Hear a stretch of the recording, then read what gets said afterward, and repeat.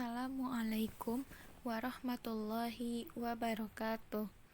Baiklah, saya Salsabil Fathia Zahra. Saya akan menjelaskan metode survei dari kelompok saya, yang mana saya dari kelompok 6. Baiklah, judul metode survei dari kelompok saya yaitu Pengaruh Harga Smartphone di Kalangan Mahasiswa D3 Statistika 2018 Universitas Negeri Padang terhadap kualitas smartphone yang dimiliki. Selanjutnya, latar belakang dari judul penelitian kami.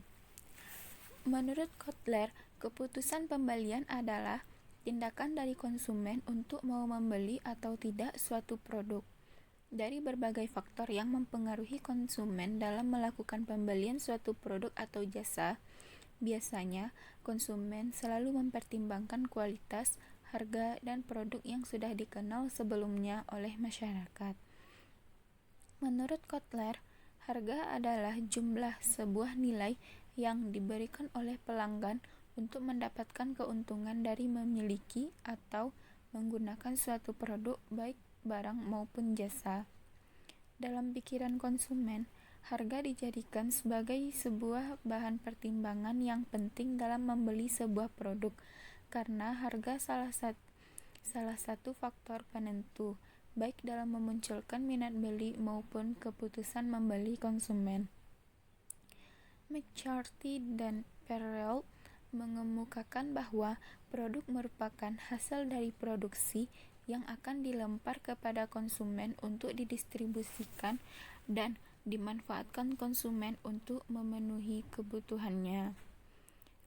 Karena banyaknya persaingan produk, konsumen semakin lama semakin berhati-hati melihat dan membandingkan produk yang memiliki kualitas dan fitur, yaitu karakteristik tambahan dari produk yang relatif sama. Setiap perusahaan harus memilih tingkat kualitas produk yang dihasilkannya, sehingga akan membantu atau menunjang usaha untuk meningkatkan atau mempertahankan posisi produk itu dalam pasar sasarannya. Selanjutnya, rumusan masalah dari judul penelitian kami yaitu: yang pertama, apakah harga berpengaruh terhadap kualitas penyimpanan smartphone? Yang kedua, apakah harga berpengaruh terhadap kualitas fitur kamera smartphone? Selanjutnya, tujuan dari judul penelitian kami yaitu untuk mengetahui apakah harga smartphone berpengaruh terhadap kualitas penyimpanan smartphone. Yang kedua, untuk mengetahui apakah harga berpengaruh terhadap kualitas fitur kamera smartphone. Batasan masalah dari judul penelitian kami yaitu kami memfokuskan penelitian mengenai pengaruh harga terhadap penyimpanan dan fitur kamera dari smartphone tersebut. Adapun di sini smartphone yang kami teliti yaitu Samsung, iPhone, Oppo, dan Xiaomi. Selanjutnya, rancangan survei dari judul penelitian kami yaitu menggunakan sampling acak sederhana. Sampling acak sederhana adalah pengambilan sampel secara acak di mana setiap anggota populasi memiliki peluang yang sama untuk menjadi sampel. Pengambilan sampel secara acak dengan menggunakan undian atau tabel angka random, di mana jumlah mahasiswa D3 Statistika 2018 diacak dengan melakukan undian. Kemudian dipilih 30 mahasiswa yang menjadi sampel penelitian. Sebelum melakukan survei, kita harus menentukan populasi dan sampel yang akan diteliti. Populasi adalah sekumpulan data yang menjadi objek inferensi. Jadi populasi yang akan kami teliti yaitu mahasiswa D3 Statistika angkatan 2018 Universitas Negeri Padang. Sedangkan sampel yaitu bagian dari populasi yang ingin diteliti. Sampel dari penelitian kami yaitu mahasiswa D3 Statistika 2018 yang menggunakan HP merek Oppo, Samsung, iPhone, dan Xiaomi. Untuk menentukan ukuran sampelnya bisa menggunakan rumus Slovin. Tapi karena ukuran sampelnya sudah ditetapkan langsung 30, maka kami tidak menggunakan rumus Slovin untuk menentukan ukuran sampel. Selanjutnya, metode analisis yang kami gunakan adalah dengan menyebarkan kuesioner dalam bentuk Google Form kepada populasi yang telah terpilih menjadi sampel penelitian kami.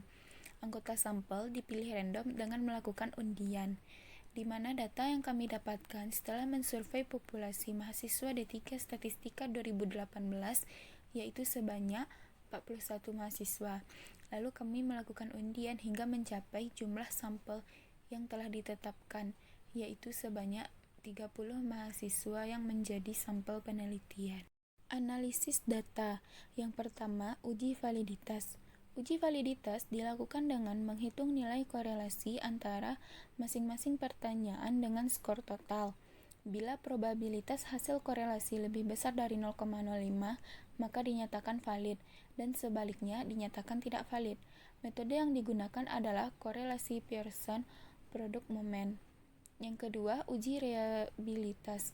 Reliabilitas adalah istilah yang dipakai untuk menunjukkan sejauh mana suatu hasil pengukuran relatif konsisten apabila alat ukur digunakan berulang kali. Penelitian ini mencari reliabilitas instrumen yang skornya merupakan rentang antara beberapa nilai dalam bentuk skala 1-5. Dapat dilakukan dengan menggunakan koefisien alfa dari Cronbach dengan ketentuan bahwa variabel yang diteliti dinyatakan reliable apabila nilai alfa Cronbach besar dari 0,6. Setelah dilakukan survei, maka kami sudah mendapatkan data sesuai sampel yang kami teliti. Setelah itu, dilakukan uji validitas untuk melihat apakah data tersebut valid atau tidaknya. Kami melakukan uji validitas dengan menggunakan software SPSS. Langkah-langkahnya yaitu: yang pertama, input data ke dalam SPSS. Pastikan data memiliki tipe numerik. Yang kedua, pilih variabel view, ganti name dan isi label sesuai kebutuhan. Yang ketiga, kemudian pilih menu Analyze, Correlate, Bivariate. Setelah itu, masukkan semua item ke dalam kolom variabel. Lalu pilih Pearson two-tailed flag significant correlation. Lalu OK. Berikut output dari data yang kami dapatkan. Di sini diketahui R-table yaitu 0,361 dengan alfa 0,05. Kriteria ujinya, jika R hitung besar dari R-table, maka instrumen dinyatakan valid. Jika R hitung kecil dari R-table, maka instrumen dinyatakan tidak valid. Dari tabel ini dapat kita lihat bahwa nilai R hitung besar dari R-table, yang mana R-tabelnya yaitu 0,361. Karena nilai R hitung masing-masing instrumennya besar dari 0,361, maka keputusannya yaitu tiap-tiap instrumennya yaitu valid. Jadi interpretasinya dapat dilihat bahwa semua item pernyataannya valid. Setelah itu, kita lakukan uji reliabilitas untuk melihat sejauh mana suatu hasil pengukuran relatif konsisten apabila alat ukur digunakan berulang kali. Kami melakukan uji reliabilitas dengan menggunakan software SPSS. Langkah-langkahnya yaitu: input data ke dalam SPSS, pastikan data memiliki tipe numerik. Lalu pilih variabel view, ganti name dan isi label sesuai kebutuhan. Kemudian pilih menu Analyze, Scale, Reliability Analysis. Setelah itu, masukkan semua item ke dalam kolom Items. Lalu klik Statistik, Scale pada Descriptive for, lalu Continue. Kemudian pilih model alpha, dan klik OK. Berikut output dari data yang kami cobakan. Jadi interpretasinya yaitu dapat dilihat bahwa nilai Cronbach alpha yaitu 0,88 yang mana besar dari 0,6, artinya kuesioner reliable. Karena rumusan masalah kami yaitu melihat pengaruh, maka uji yang kami gunakan untuk menjawab rumusan masalah kami yaitu analisis regresi. Analisis regresi kami lakukan dengan menggunakan software Minitab. Yang pertama, pengaruh harga terhadap kualitas penyimpanan. Variabel-variabel yang kami teliti yaitu yang variabel dependennya yaitu harga, sedangkan variabel independennya yaitu penyimpanan yang besar, cukup menyimpan banyak data, dan memiliki penyimpanan yang memadai. Langkah-langkahnya yaitu yang pertama, inputkan data, lalu klik Start Regression, lalu masukkan ke dalam kolom respons, yaitu variabel harga. Pada kolom prediktor, masukkan variabel memiliki kapasitas penyimpanan yang besar, cukup untuk menyimpan banyak data, memiliki penyimpanan yang memadai. Lalu pilih Options, akan keluar kotak dialog regression. Options centang Fit Intercept, pada display centang Variance Inflation Factors dan Durbin-Watson Statistics, lalu klik OK. Lalu pilih Storage, akan keluar kotak dialog regression. Storage, pada diagnostic measure centang Residuals, pada characteristic of estimate equation centang coefficients dan fits, lalu klik OK. Berikut adalah print screen dari langkah-langkah analisis regresi dari data kami yang di Minitab. Step 1-nya input data, step 2-nya klik analyze regression. Step 3-nya kita masukkan harga ke response dan variabel lainnya ke predictors. Selanjutnya step 4, yaitu pada residual for plots kita pilih regular. Lalu residual plots-nya kita centang histogram of residuals, normal plot of residuals, dan residuals versus fits. Yang step 5-nya kita pilih yang regression options. Jadi yang dicentang di sini yaitu fit intercept. Pada display kita centang variance inflation factors dan Durbin-Watson statistic. Lalu pada step 6 kita klik dari regression tadi storage, lalu kita centang residuals, lalu klik OK, maka keluarlah output sebagaimana yang tampak pada PPT tersebut. Pada output di atas kita bisa melihat output uji asumsi klasik, yaitu multikolinearitas, autokorelasi, dan heteroskedastisitas. Dari output tersebut tidak terjadi gejala multikolinearitas karena nilai VIF dari masing-masing variabel independen kurang dari 5. Selanjutnya, pada output tersebut tidak terdapat autokorelasi karena nilai Durbin-Watson-nya terletak antara DU dan DL. Pada output tersebut tidak terjadi gejala heteroskedastisitas dalam model regresi tersebut karena nilai sig masing-masing variabel independen lebih dari 0,05. Selanjutnya, dari output di atas dapat kita ketahui persamaan regresinya, juga nilai RSQ-nya.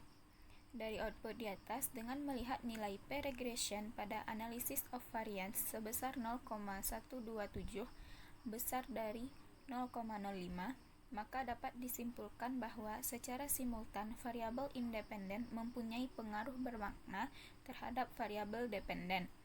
Maka dapat disimpulkan bahwa terdapat pengaruh antara harga dan kualitas penyimpanan. Selanjutnya kita akan menganalisis pengaruh harga terhadap kualitas fitur kamera. Variabel dependennya yaitu harga, sedangkan variabel independennya yaitu fitur kamera yang lebih jernih, fitur kamera yang memadai, dan kelengkapan smartphone memuaskan. Langkah-langkahnya yaitu inputkan data, klik Start Regression, akan muncul kotak dialog regression. Ke dalam kolom respons, masukkan variabel harga. Pada kolom prediktor, masukkan variabel independen yang 3 tadi. Lalu pilih Graphs, akan keluar kotak dialog regression Graphs. Pada residuals for plots, pilih regular. Pada residual plots, pilih individual plots, centang histogram of residual, normal plot of residuals, residuals versus fits, lalu klik OK. Lalu pilih Options, akan keluar kotak dialog regression options, centang fit intercept. Pada display centang variance inflation factors dan Darwin-Watson statistik. Lalu klik OK. Lalu pilih storage. Akan keluar kotak dialog regression storage. Pada diagnostic measure centang residuals. Pada characteristics of estimated equation centang coefficients dan fits. Lalu klik OK. Pada slide ini tampak bahwa print screen dari langkah-langkah analisis regresi dari data pengaruh harga terhadap kualitas fitur kamera tadi. Step pertamanya itu input data. Step keduanya yaitu start regression. Step tiganya muncul kotak dialog regression yang dimasukkan ke dalam respons yaitu harga, sedangkan predictorsnya yaitu variabel independen yang 3 tadi. Step 4 yaitu kita akan pilih graph, maka akan muncul kotak dialog regression graphs. Pada residual for plots kita pilih regular, sedangkan pada residual plots kita pilih individual plots. Lalu dicentang histogram of residual, normal plot of residual, dan residual versus fit. Selanjutnya step 5. Nanti kita akan pilih options, maka akan muncul kotak dialog regression options. Di sana yang kita centang yaitu fit intercept. Pada display kita centang FIF dan Darwin-Watson statistik. Step 6. Nanti kita akan pilih storage, maka akan muncul kotak dialog regression storage. Yang dicentang di sana yaitu pada diagnostic measures kita centang residual, dan pada characteristic of estimated equation kita centang coefficients dan fits. Maka step terakhirnya yaitu akan keluar output dari langkah-langkah analisis regresi tadi. Output tersebut dapat kita lihat uji asumsi klasiknya. Yang pertama multikolinearitas. Dari data tersebut dapat kita lihat bahwa tidak ada gejala multikolinearitas karena nilai FIF dari masing-masing variabel independen kurang dari 5. Selanjutnya autokorelasi. Dapat diketahui nilai Darwin-Watson statistik pada output tersebut sebesar 1,87634. Nilai tersebut terletak antara DU dan DL, maka dapat disimpulkan tidak terdapat autokorelasi.